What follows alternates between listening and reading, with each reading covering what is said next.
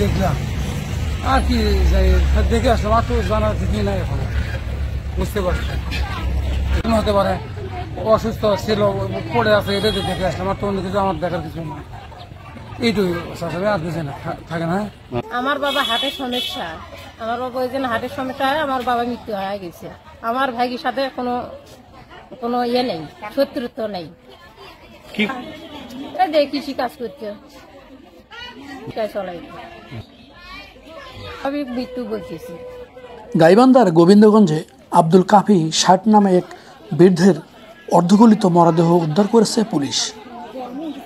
মঙ্গলবার ১৪ অক্টোবর দুপুর ২টার দিকে উপজেলার সাবমারা ইউনিয়নের সাবমারা এলাকায় ইউনিয়ন পরিষদ সংলগ্ন নিজ বাড়ি থেকে তার মরদেহ উদ্ধার করা হয়। এলাকাবাসী ও পুলিশ জানায়, দীর্ঘদিন আগে কাফি মিয়ার স্ত্রী মারা গেছেন। ছেলেমেয়েরা সবাই বাইরে থাকেন, ফলে বাড়িতে তিনি একাই থাকতেন। মঙ্গলবার দুপুরে প্রতিবেশীরা তার বাড়ির ভেতর থেকে দুর্গন্ধ পান, এতে তাদের মনে সন্দেহ জাগে। পরে তারা ফোন করে পুলিশকে খবর দেয়।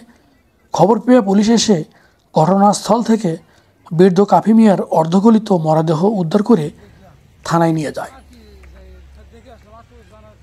মরদেহ উদ্ধারের বিষয়টি নিশ্চিত করে গোবিন্দগঞ্জ থানার ভারপ্রাপ্ত কর্মকর্তা ওসি বুলবুল ইসলাম বলেন, ধারণা করা হচ্ছে ২ থেকে ৩ দিন আগেই তিনি মারা গেছেন, ফলে ব্যাপক দুর্গন্ধের সৃষ্টি হয়েছে।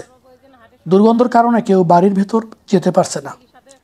সকল আইনি প্রক্রিয়া শেষ করে মরদেহ তার স্বজনদের কাছে হস্তান্তর করা হবে বলে বিষয়টি নিশ্চিত করা হয়েছে।